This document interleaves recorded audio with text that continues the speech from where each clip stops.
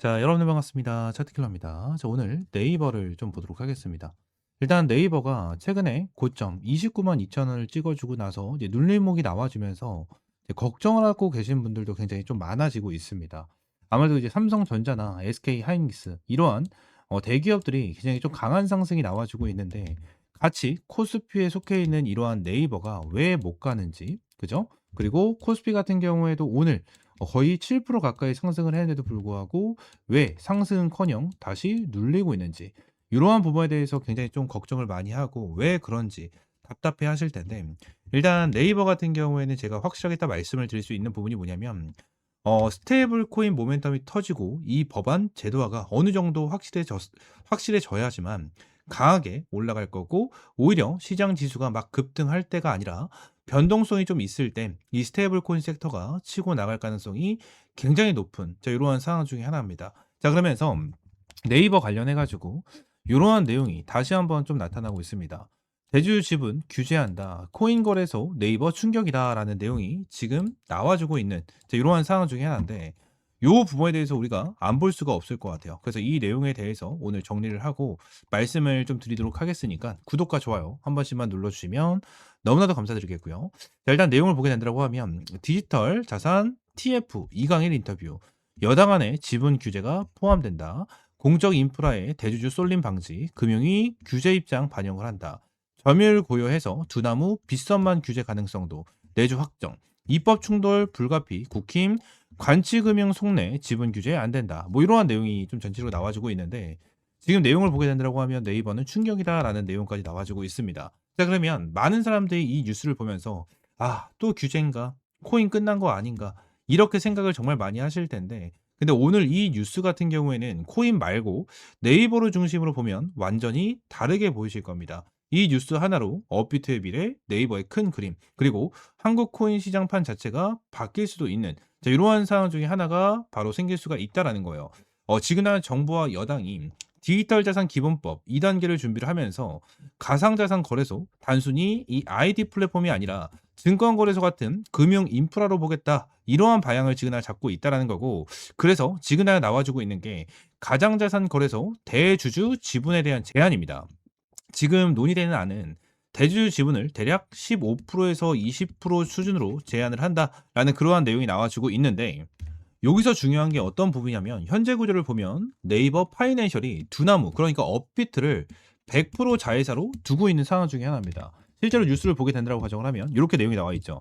네이버 파이낸셜이 두나무 지분을 100% 가지는 구조여서 대주주 지분 제한에 걸린다라는 내용까지 함께 나와주고 있는 상황 중에 하나잖아요. 그렇기 때문에 국내 최대 거래소를 네이버가 사실상 완전히 지배를 하고 있는 그러한 구조인데, 만약에 대주주 지분 제한이 법으로 확정이 되면 이 구조 그대로 유지하기가 어렵다는 거예요. 그래서 겉으로 보면 네이버 악재 아니야? 이렇게 볼 수가 있겠지만 결론적으로 악재가 아닌, 악재가 아닌 지금 나 이러한 부분 자체는 호재로 볼 수가 있는 부분 중에 하나다라는 거예요. 여기서 대부분의 사람들이 딱 한 가지를 놓칩니다. 이 법안의 본질은 코인을 쪼이겠다 이런 게 아니라 코인을 금융 시스템 안으로 들이겠다라는 거거든요. 이게 무슨 말이냐면 정부가 이제 가상자산 거래소를 은행, 증권사처럼 생각을 한다라는 거죠. 그죠? 생각을 한다라는 거기 때문에 이러한 부분에 대해서 오히려 네이버한테는 긍정적으로 볼 수가 있는 이러한 상황이 생겨날 수밖에 없다라는 부분 여러분들이 말씀을 드리고, 추가적으로 이러한 부분에 대해서 생각을 해보면 규제가 많아질수록 누가 제일 유리할까요? 개인, 스타트업, 작은 거래소? 아닙니다. 규제에 익숙한 대기업이 유리해질 수밖에 없고요. 플랫폼 경험이 있는 회사, 그리고 금융, 결제 이미 이러한 부분을 해본 회사, 이러한 부분에 대해서 굉장히 이득이 될 수밖에 없습니다. 근데 이러한 부분을 전체적으로 전부 다 해봤었던 기업이 바로 네이버고, 네이버는 이미 네이버페이, 핀테크, 금융 데이터, 웹3, 웰럿까지 다 해봤어요. 코인 시장이 제도권에 들어올수록 네이버한테는 오히려 홈 그라운드가 될 수가 있는 이러한 부분이 생겨난다라는 겁니다. 그리고 여기서 더욱더 중요한 포인트가 어떤 거냐면, 네이버가 업비트를 인수하려고 한 이유가 단순히 거래 수수료 때문일까요? 아닙니다. 업비트는 코인 거래소가 아니라 미래금융 데이터 허브입니다. 토큰 월렛 결제, 증권형 토큰, 글로벌 금융 서비스, 이 모든 거를 연결할 수 있는 중앙 관문이다라고 생각하시면 됩니다. 그래서 이번 법안은 이제 이걸 제대로 제도권에서 해도 된다. 이런 신호로 우리가 좀 볼 수가 있는 상황이기 때문에 오히려 긍정적으로 볼 수가 있고, 물론 단점도 있긴 합니다. 이러한 부분에 대해서 단점으로 볼 수가 있는 부분이, 솔직하게 말하면 단기적으로는 분명히 부담이 될 수 있어요. 지분 구조들 이 부분을 다시 짜야 되고요. M&A 전략을 수정을 해야 되고, 법안 확정 전까지 불확실성도 굉장히 큰 상황 중에 하나입니다. 그래서 단기적으로는 주가나 시장 심리가 흔들릴 수가 있고, 주가가 단기적으로는 조정 국면에 맞을 수 있는 이러한 상황이 나타나겠죠. 하지만 이러한 부분에 대해서 우리가 무작정 악재다, 이러한 부분에 대해서 생각을 한다라기보다는 이 부분에 대해서 긍정적인 부분도 생각을 하면서 우리가 대응을 해야 된다라는 부분을 여러분들에게 말씀을 드리고 있는 겁니다. 그래서 네이버 관련해서 이러한 이러한 뉴스 하나하나가 정말 중요하다라는 부분을 여러분들에게 좀 설명을 드리고요. 이 현재 네이버의 흐름으로만 봤었을 때도 최근 들어서 장대 양봉이 나와주면서 다시 한번 돌파 시그널을 좀 만들어주고 있는 모습이 나타나고 있고요. 밑에 있는 구간에 대해서 저점도 계속해서 끌어올려주고 있는 이러한 흐름이 지속적으로 나타나고 있습니다. 장기 이평선을 좀 맞고 나서 완전히 상승 추세로 들어가 있는 이러한 상황 속에서 이 밑에 있는 구간 자체가 굉장히 강한 지지 라인으로 형성이 될 수 있는 구간이다 보니까 밑으로 내려왔었을 때도 이 밑에 있는 지지 라인을 지켜줄 수 있는지 우리가 체크를 해야 되는데, 결론적으로 이전에 있었던 이 저항 매물대 구간에 대해서 싹 다 소화를 하면서 얘들이 주가를 끌어올려주고 있는 거잖아요. 그렇기 때문에 얘네들이 다시 한번 주가에 대해서 수급이 폭발적으로 나와주면서 주가를 끌어올려 준다면, 저는 이 위쪽에 있는 40만 원 라인까지도 40만 원 라인까지도 충분하게 돌파 가능성이 있다라고 저는 생각을 하고 있습니다.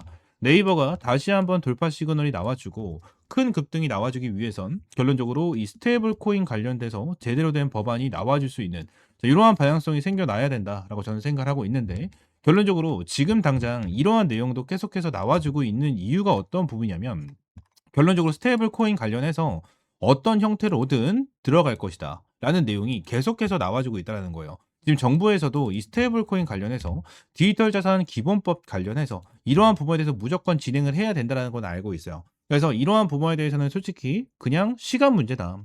시간 문제다라는 부분에 대해서 우리가 좀 생각을 하시면 될 것 같고, 지금 내용에 대해서 여러분들에게 좀 설명을 드린 대로 일단 네이버 같은 경우에 악재로 본다라기보단 요 부분에 대해서 그냥 호재를 보면서 대응을 하는 게 정말 중요하고, 이러한 내용으로 인해서 네이버가 단기적으로 주가가 눌리는 흐름이 나타날 수는 있을 거예요. 하지만 이러한 부분에 대해서 그냥 막연하게 눌리고 스테이블 코인 관련해서 완전히 악재가 나왔다, 이러한 부분보단 눌렸을 때 우리가 기회를 잡고 확실하게 대응 전략을 잡을 필요가 있다라는 부분을 여러분들에게 말씀을 드리도록 하겠습니다. 아시겠죠? 이러한 네이버에 대해서 실시간적인 뉴스가 나와줬었을 때 이러한 부분에 대해서 실시간적인 브리핑과 내용적인 부분 같은 경우에는 제가 여러분들에게 소통방에서 꾸준하게 브리핑을 남겨드리고 있습니다. 이러한 뉴스가 나왔었을 때 실시간으로 좀 제공을 해드리고, 이러한 부분에 대해서 브리핑을 남겨드리고 있는 소통방 입장을 하셔서 네이버 타점 그리고 네이버에 대한 실시간 대응 전략 받아보시면 될 것 같고요. 이 옆에 있는 번호 있죠?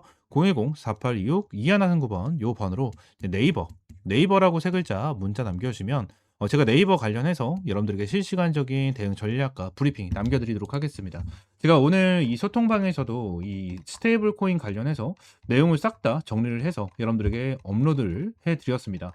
이 LG CNS 관련해서 브리핑을 남겨드리긴 했지만, 최근에 나왔었던 스테이블 코인 인법 입박, 은행 51% 룰에 대한 뉴스를 여러분들에게 싹 다 정리를 해서 브리핑까지 남겨드린 거, 이러한 부분을 직접적으로 확인할 수가 있을 겁니다. 이러한 부분에 대해서 여러분들에게 싹 다 브리핑을 남겨드리면서 어떻게 대응을 하셔라, 그리고 어떻게 앞으로 생각을 해야 된다라는 부분에 대해서 말씀을 드리고 있는 만큼, 소통방에서 꾸준하게 이러한 브리핑을 남겨드리고 있고 타점까지 함께 공유를 해드리고 있으니까요. 구독과 좋아요 한 번씩만 눌러주시고요. 옆에 있는 번호 010-4826-2139 번호로 네이버라고 세 글자 문자 남겨주시면 될 것 같습니다. 아시겠죠? 자, 오늘 영상은 이대로 마무리하고요. 다음 시간에 좀 더 좋은 종목과 좋은 재료로 찾아오도록 하겠습니다. 감사합니다.